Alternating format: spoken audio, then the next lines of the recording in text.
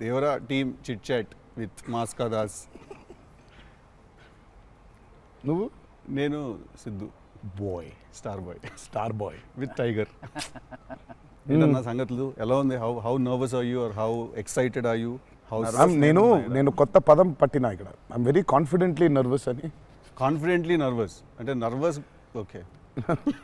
అంటే degree of hit ఏంటనేది, degree of good ఏంటి? Good, very good, excellent, fantabulous, theatre screens blast, maybe అట్లాంటిది అనుకోవాలి. అట్లాంటిది అవుద్దా? బికాజ్ నేను మీతోటి ఇప్పుడు అంటే సరే in front of camera, but పర్సనల్గా మీతో మాట్లాడినప్పుడు కూడా మీరు 2-3 times నాతో అన్నారు like people have no clue what's coming their way అని. అంటే నాకు మోర్ దెన్ మేకింగ్ ఇదంతా we put in a lot of effort Siddhu, చాలా ఎఫర్ట్ పెట్టినాం.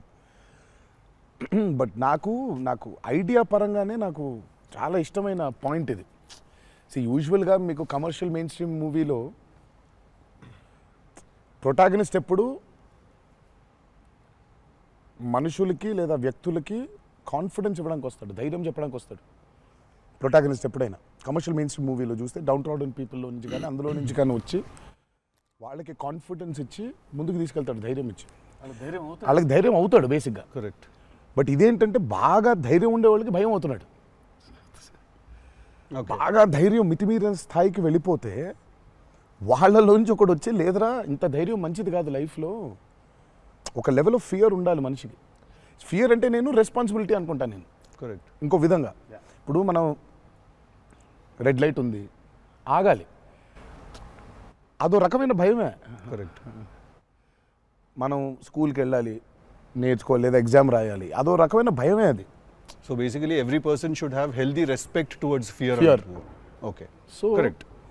నాకు ఆ పాయింట్ బాగా నచ్చింది సిద్ధు. నాకు ఐ రియలీ, అంటే యూజువల్గా కమర్షియల్గా సినిమా చేసుకుంటూ పోతే మనం యాక్షన్ పెడతాము, బిల్డప్ షాట్లు, ఇవన్నీ ఇదంతా ఓకే.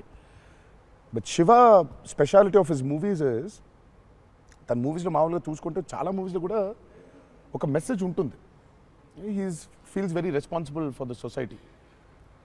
కానీ అది ఏమైపోతుందంటే ఒక్కోసారి it becomes very preachy. Correct. So ఆ ప్రీచీనెస్ అవ్వకుండా చేయడమే శివాజ్ స్పెషాలిటీ. రైట్. అందుకే I think he's excelled in always very subtle. అవును. మీ ఫిల్మ్స్లో హీరోయిజం ఇందులో అదే that was my question actually. ఇప్పుడు కొంచెం మీరు ఇంకొంచెం అగ్రెసివ్ అయ్యారు అనిపించింది సార్ ట్రైలర్ అది చూస్తే.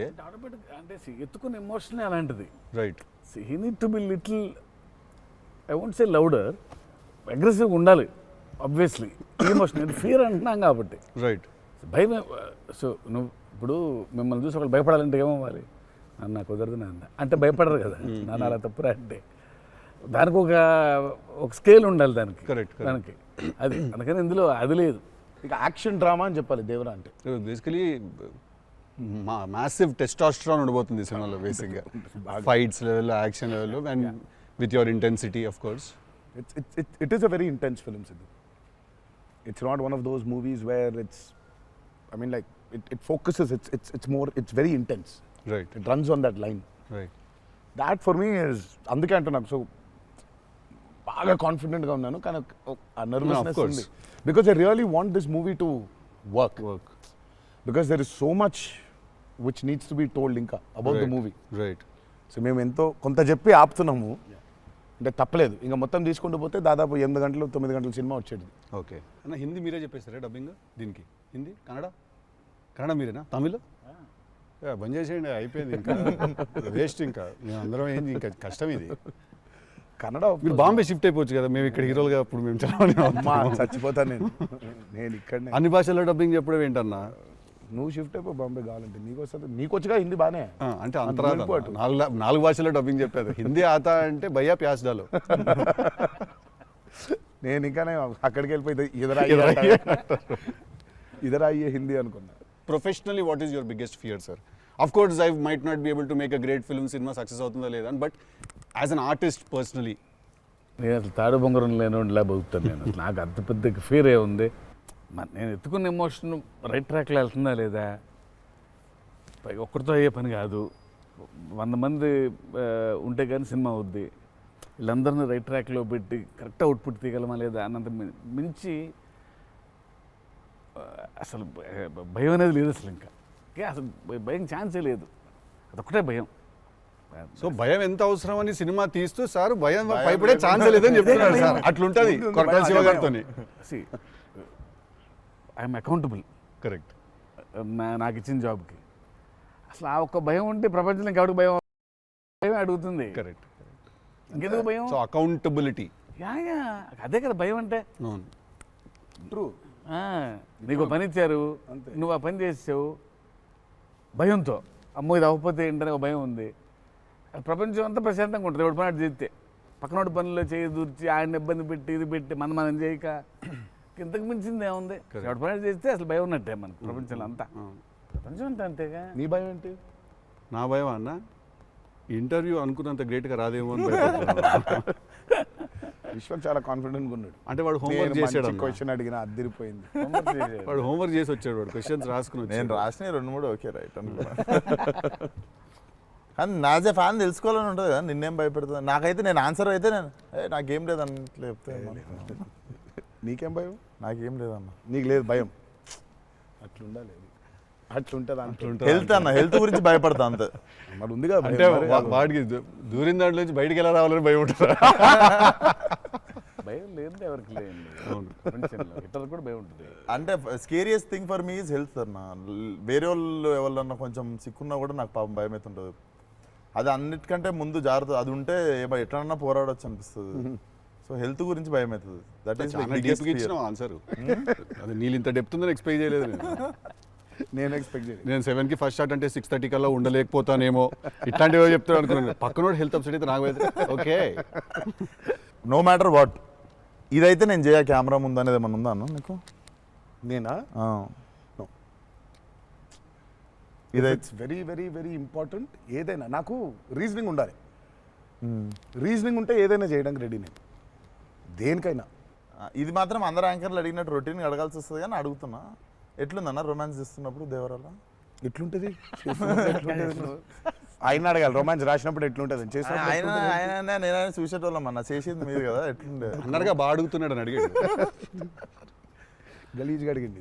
కాదు కాదు రొమాన్స్ ఎట్లుంటుంది చేసినప్పుడు ఎట్లుంటుంది అంటే Do you have fear while doing intimate scenes?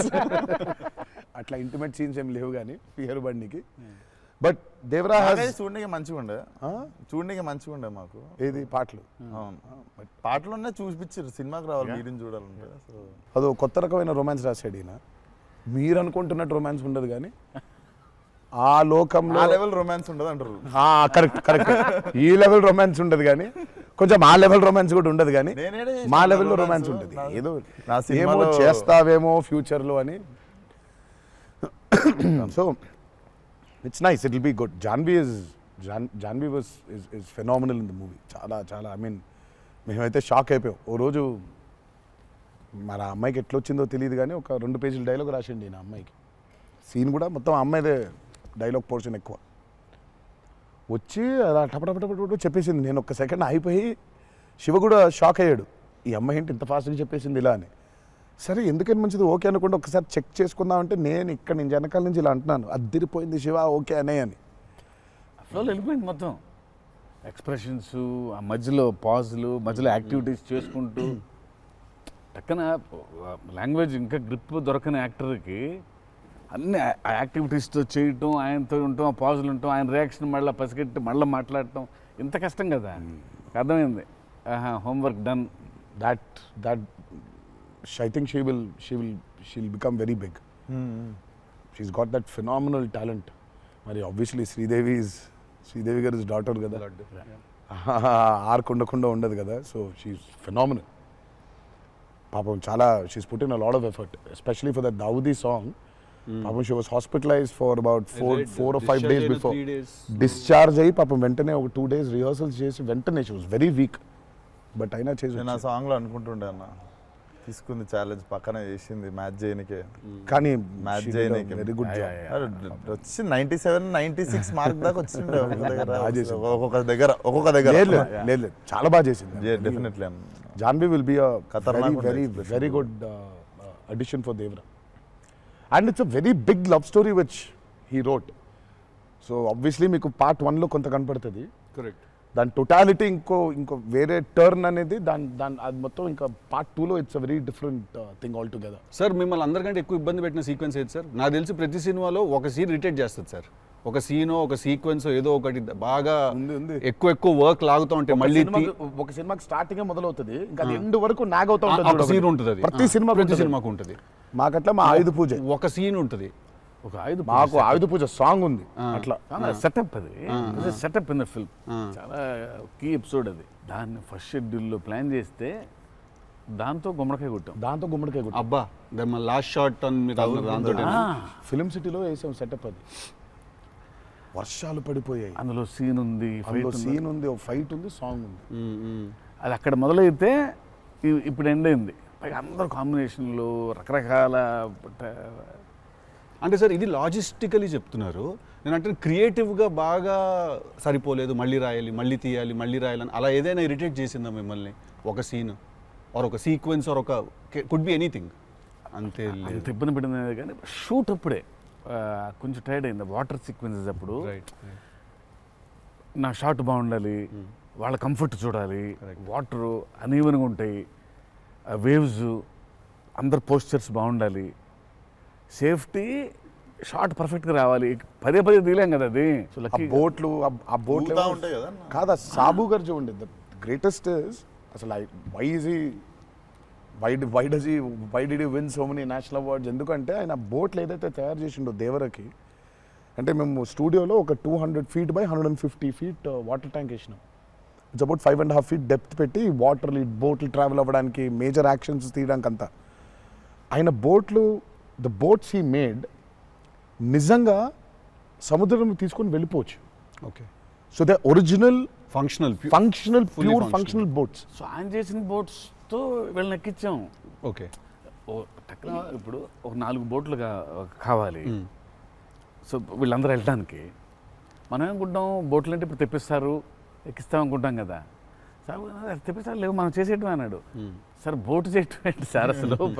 అది వేరే మెకానిజం కదా అంటే, అవును మెకానిజమే, బట్ ఫిజిక్స్ తెలుసు నాకు, సేమ్ మెకానిజం చేస్తాం అని చెప్పి బోట్లు తయారు చేశారు. వాటర్లో పోవాలా కానీ వాటర్ లోపలికి రావద్దు, అదే మెకానిజం.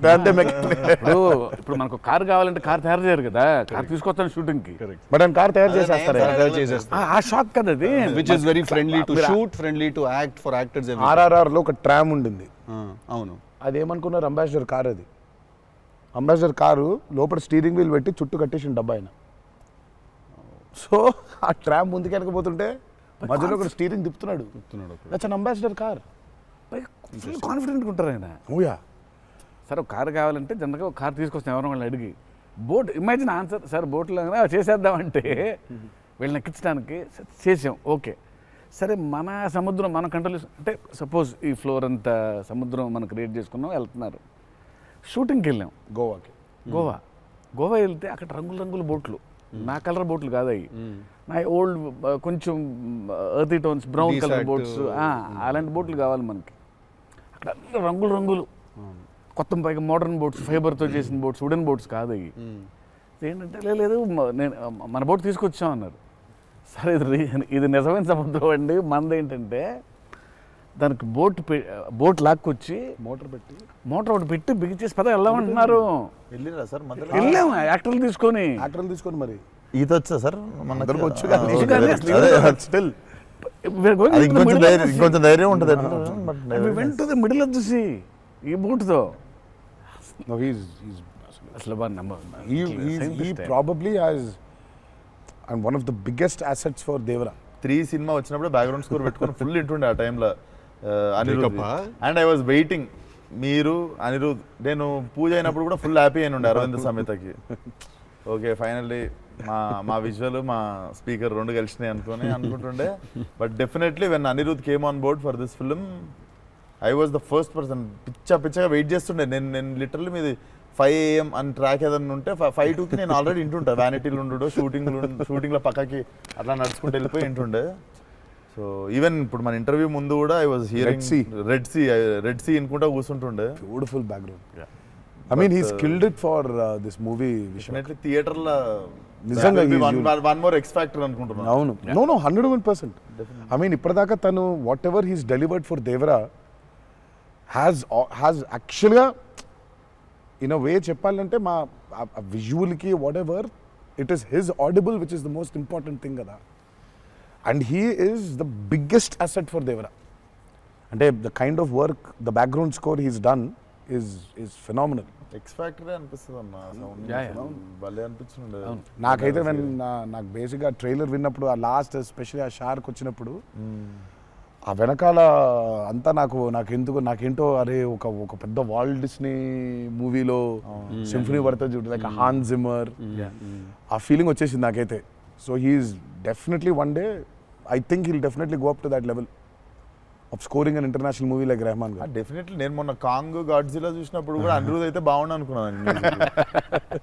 బికాస్ సంబడి ఎడిటెడ్ ఆ కాంగ్ గాడ్జిలా సీన్ కి మాస్టర్ మ్యూజిక్ పెట్టి తీస్తే అసలు ఇట్ వాజ్ మోర్ యాప్, ఇంకా ఎక్కువ ఇంపాక్ట్ ఉండే దానికి. అయితే డెఫినెట్గా నాకు తెలిసి తను he will do it like Rahman గారు చేసినట్టు మాత్రం వెళ్తాడు. He definitely go international and I'm hoping it's with Devara. మీకు ఎప్పుడైనా ఈ ఫెనమినన్ మీరు అబ్జర్వ్ చేశారా, వేర్ ఐదర్ మీరు జీవితంలో మాట్లాడింది మీ సినిమాలో జరుగుతుంది, ఆర్ మీరు రాసుకుని తీసిందో ఏదో మీ లైఫ్లో తర్వాత రిపీట్ అవుతుంది? ఎప్పుడైనా జరిగింది అట్లాగా? మీరు అనుకుందో లేకపోతే మీరు బాగా మేనిఫెస్ట్ చేస్తుందో? ఇట్స్ ఎన్ థింగ్ అన్న టుడే మేనిఫెస్ట్ అనేది. నేనైతే చూసిన ఒకటే మేనిఫెస్టో జాన్వి. ఆ అమ్మాయి అనుకుంది చెయ్యాలని. ఆ అమ్మాయి ఎలా వచ్చిందో మాకు కూడా తెలియదు. అంటే మేము ఇంకా అప్పటికి రాస్తున్నాము, ఇంకా క్యారెక్టర్ రాస్తున్నాడు అయినా ఇంకా ఎవరిని అనుకోవట్లేదు. ఆ అమ్మాయేమో నేను చెయ్యాలని చెప్పింది. అసలు we weren't even in the space of okay ఈ అమ్మాయి అయితే బాగుంటుంది, ఈ అమ్మాయి అయితే బాగుంటుంది. ఫైనల్గా డీ డే వచ్చి ఇప్పుడు సరే మనం ఇప్పుడు హీరోయిన్ ఫైనల్ చేయాలని ఇద్దరు నోట్లకి వెళ్ళి జాన్వి తప్ప వేరే మాట రాలేదు. అంతలా మేనిఫెస్ట్ చేసింది ఆ అమ్మాయి. కానీ నువ్వు ఇందాక చెప్పింది నువ్వే నాకు అర్థం అవట్లేదు. ఏదన్నా చెప్పింది జరిగింది, జరగబోయేది తెలుసుంది. కాదు మనం జీవితంలో ఇప్పుడు ఏదైనా మాట్లాడుకున్నా, ఏదైనా మనం కాన్వర్సేషన్ చేసినా, ఏదైనా అది అవుతుంది. అలాంటిది సినిమాలో జరగడం డేజావులాగా ఉంటుంది అది. అంటే గుడ్ ఎక్స్పీరియన్స్ అయితే డేజావు, బ్యాడ్ అయితే డేజాపు. అండ్ మన సినిమాలో మనం రాసుకున్నది మనం ఆల్రెడీ షూట్ చేసేసి ఏదో తర్వాత ఏదో మన లైఫ్లో జరిగితే ఇదేంట్రా అని ఒక కంపారిజన్ డ్రా చేస్తాం కదా. యాస్టీస్గా అయి ఉండకపోవచ్చు, బట్ సిమిలర్గా ఏదైనా. ప్రస్తుతానికైతే అవ్వలేదు, దేవుడి దయ వల్ల. నీకైందా నీకైందా కృష్ణ టిల్లుడు మనోడికి అవుతాయి ఇట్లాంటి అన్ని ఐటమ్ పనులు అన్నీ కదా. అదేలా నా పిలిచి మరీ ఇజ్జత్ తీయండి. నేనే మరి అన్నా నా విశ్వాసం. నేను ఎంత చాలా క్రియేటివ్ క్వశ్చన్స్ అడుగుతుంటాను. మనకన్నా వెళ్తే అలా బాడీ దొరకటాలు లేదు సార్, లేదు సార్. పాతి పెట్టడాలు లేదు సార్, లేదు. ముద్దు పెట్టడాల వరకు అయి ఉంటుంది. సెలవు దేవరా సరే కొంచెం దేవరా చేసిందంతా చేసి మళ్ళీ లాస్ట్కి దేవరా 27th September రిలీజ్. ఇంకేముందన్న చెప్పండి. బాగా కష్టపడిన సీక్వెన్స్ ఏది? మీరు బాగా ఇరిటేట్ అయిపోయి కోపం వచ్చి కష్టం కాదు కానీ ఇరిటేట్. షూటింగ్ నేను రాను ఇంకా నేను అదే చెప్పబోతుంటే మధ్యలో ఆపిండు. నీ మ్యాటర్లోకి వచ్చింది ఆయన. మేనిఫెస్టేషన్ ఆ మేనిఫెస్టేషన్ నువ్వు వచ్చినావు, మళ్ళీ ఆయన అక్కడి నుంచి ఎక్కడ డ్రై లైఫ్ నువ్వు హైలైట్ లైఫ్ డ్రై లైఫ్ లో వెళ్తుంది ఇక్కడ మొత్తం. అది అట్లా కాదు మా కరెక్ట్. ఎక్కడ ఉన్నాం?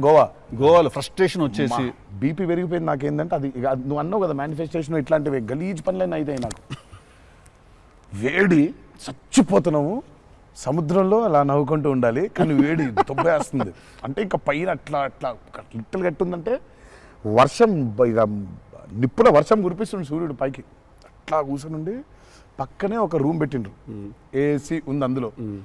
శివా పోతా ఇంకా ఒక్క షాట్ అన్నా పోతా, నేను చచ్చిపోయేలా ఉన్నాను, నేను చచ్చిపోతా. నాకు ఒక్క సెకండ్ నిజంగా ఇంకా అబ్బాయి ప్రంతి పిల్లలు ఏమైంది నా జీవితం ఏంది నేను చచ్చిపోతానా అని అయిపోయింది. ఓకే అన్నారు. ఇక అక్కడే లుంగి ఇట్లా తీసి అఫ్కోర్స్ షార్ట్స్ ఉన్నాయి, ఆ షార్ట్స్తో పరిగెత్తిన లోపలికి పరిగెత్తి వెళ్ళి తలుపు అట్లా వేసుకోగానే ఒక్క సెకండ్ చల్లగా ఉండింది.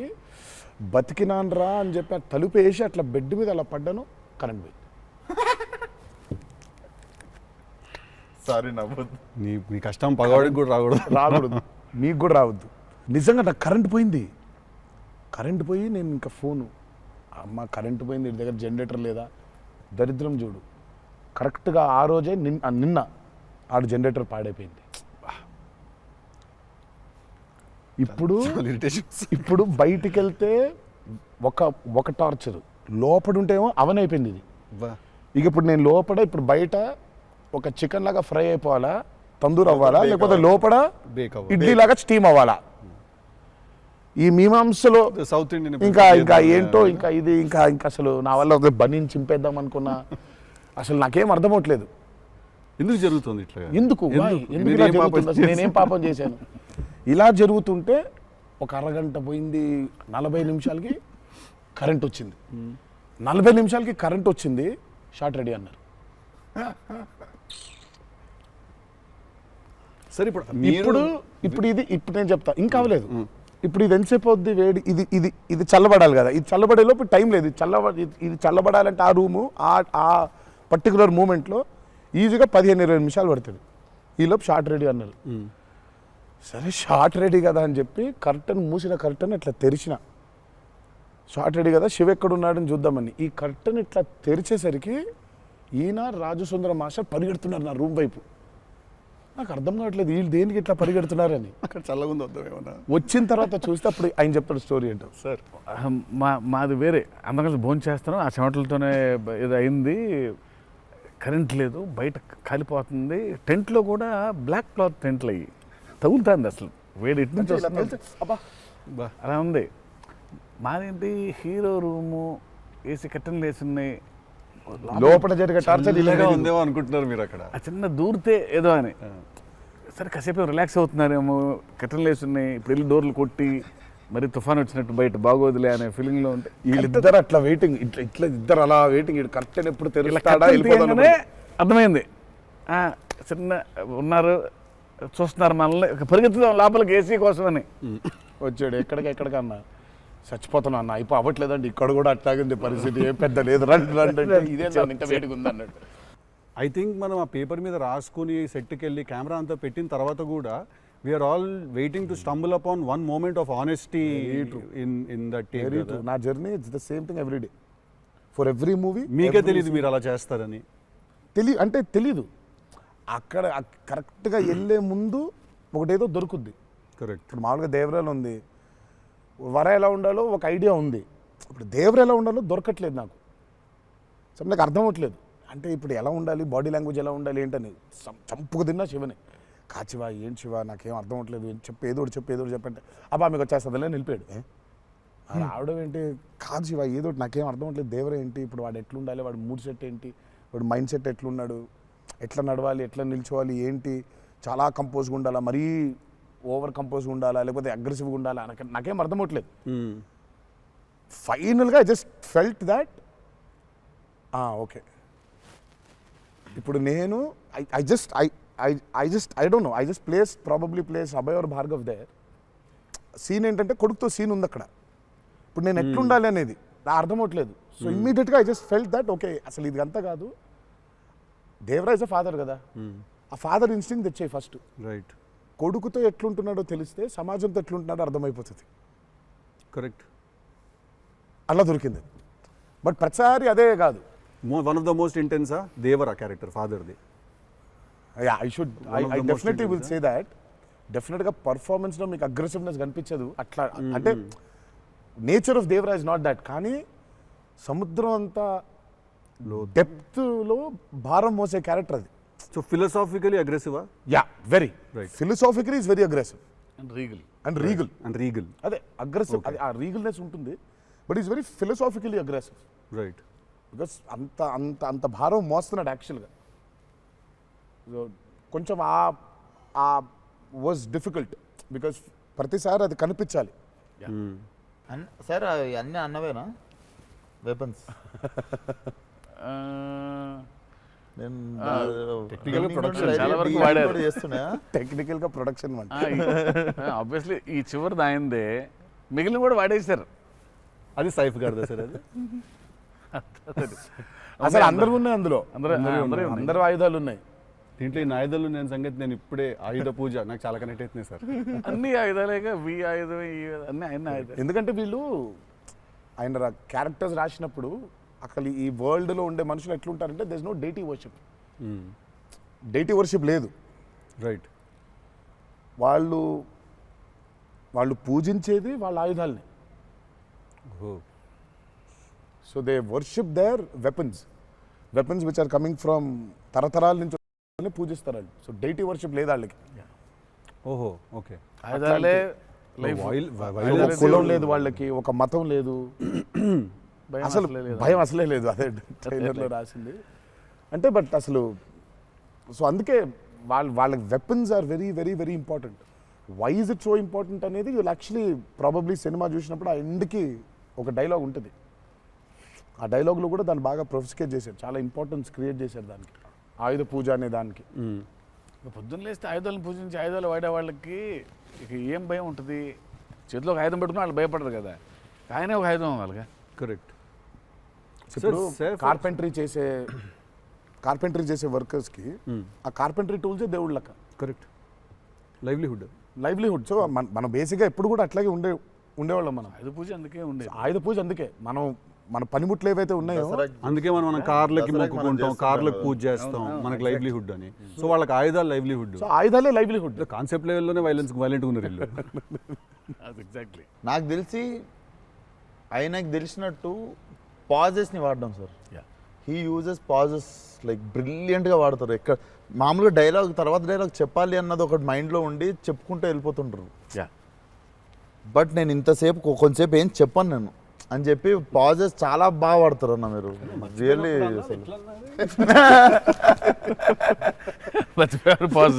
మర్చిపోయిన వెంటనే అది వేరే యాక్టర్. ఆర్టిస్టిక్ పాజ్ ఇచ్చి అలా పక్కకు ఒకసారి చూసి చెప్పరా ఏడి అది వేరే ప్రాంప్టింగ్ కోసం అని వేరే మళ్ళీ కట్ అంటే మొదటి నుంచి చెప్పాలి.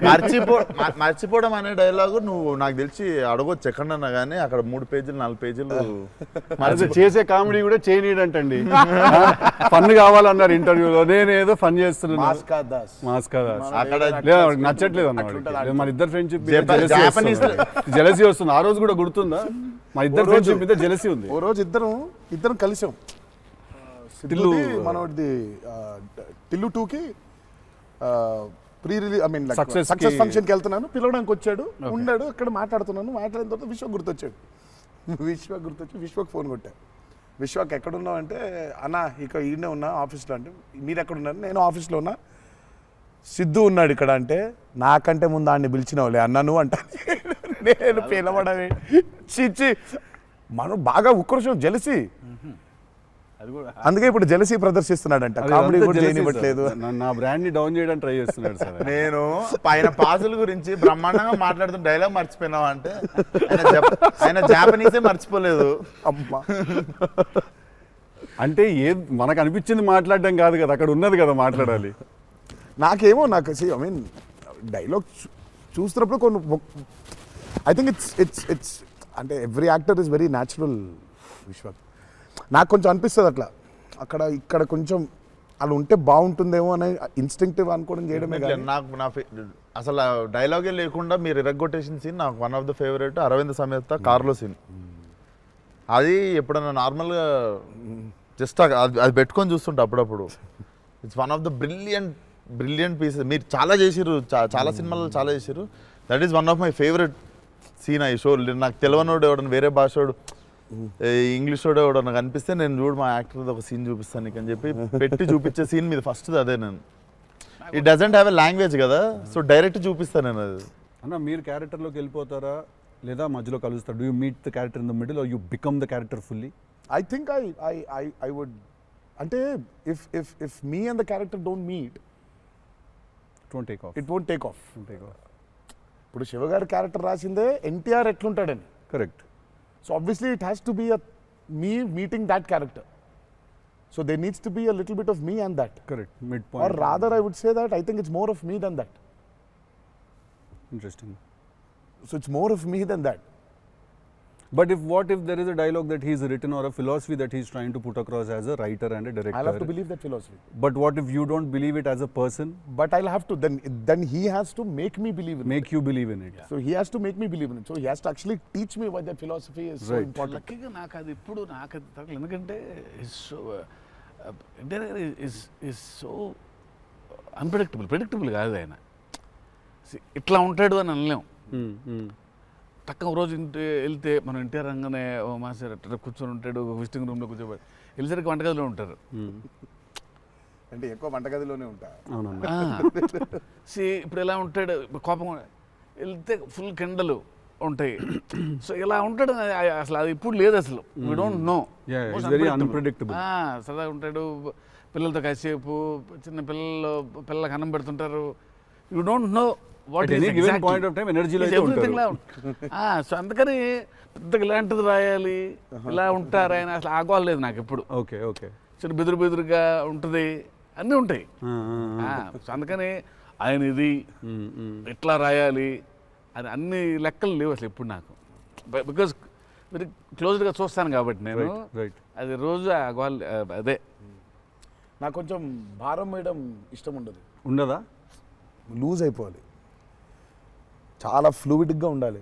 నాకు జనరల్గా కూడా లైఫ్లో అలాగే ఉంటాను కూడా నేను. ఎంత సాధ్యం ఉన్నంత వరకు కొంచెం ఫ్లూయిడ్గా ఉండడానికి ట్రై చేస్తాను. ఇప్పుడు ప్రాబ్లం ఏంటంటే ఇప్పుడు మన ఇమేజ్ని చాలా సీరియస్గా తీసేసుకొని ఇప్పుడు ముందుకి అసలు ఇంకా విశ్వాక్ అడుగు మళ్ళీ అన్ని నేనే అడుగుతున్నాను, నువ్వేం అడగట్లేదని స్టార్ట్ చేస్తావు. ఏం లేదు సార్, ఇప్పుడు అంటే దీనికి మేము వచ్చి ఇంత చేసినందుకు ఏదన్నా ఒక ఎక్స్పెక్టర్ ఉండాలి కదా మాకు. ట్రైలర్లో లేని డైలాగ్ ఏమన్నా వినడానికి ఏమన్నా చిన్న ఛాన్స్ దొరుకుతుందా ఇప్పుడు ఏమన్నా? నేను యాక్చువల్లీ సినిమా చూస్తాను, గిఫ్ట్ హ్యాంపర్ లాంటిది ఏదైనా ఇస్తే ఇంకా హ్యాపీ అని నేను ఫీల్ జనరల్గా సార్ ఒక డైలాగ్ చెప్పండి. అదే అట్లా అడగలేదు నేను, యాంకర్లో అడగొద్దని కానీ అదే అడిగిన, అదే క్వశ్చన్ అలా కాదు, అదే క్వశ్చన్. ఇది ఈ డైలాగ్ పేలుతుంది అని చెప్పలా. అసలు పంచ్ పంచ్ అయిపోతుంది అక్కడ. సో అందుకని నేను పర్టికులర్గా ఇది ఒక ఆడియో ఫంక్షన్లో చెప్పాల్సిన డైలాగ్ ఒకటి. నువ్వు వచ్చి ఇక్కడ చేసినందుకు నీకు డైలాగ్ కావాలంటే బిర్యానీ వండి పంపిస్తా, తిను. సూపర్. బెస్ట్ కదా, అదే బెస్ట్, అదే బెటర్. బిర్యానీ వండి ఎక్స్ ఫ్యాక్టర్ అదే నీకు. ఇక చెప్పానన్న డైలాగ్ వేసి అర్థమవుతుంది, అర్థమైంది చెప్పానని చెప్పి బాగా డిప్లొమాటిక్ గా చెప్పారు ఇద్దరు. అర్థమైంది. బిర్యానీ ఒకటేనా అని చూస్తున్నా అంతే. ఎక్స్ట్రా బిర్యానీ ఇక ఫుల్ ఇక పంచపక్ష పరమాణాల్లో ఉండాలంటే సినిమా రిలీజ్ వరకు ఆగలను, అదే 27th తర్వాత. Yeah. బట్ థ్యాంక్ యూ, మీ ఇద్దరు వచ్చి మా ఇద్దరితో ఈ ఇంటర్వ్యూ అన్నది కానీ చిట్ చాట్, ఈ chit chat. Thank you so much, మాట్లాడుకుంటుంటే అంతే. Thank you so much Vishwak, thank you so much. Genuine pleasure. Wanted to meet, wanted to understand. ఇన్ని సంవత్సరాల నుంచి కష్టపడి సినిమా తీస్తున్నారంటే at least with in the industry ఉన్న మాకైతే అర్థం అవుద్ది దాంట్లో ఎంత కష్టం ఉంది ఏంటనేది.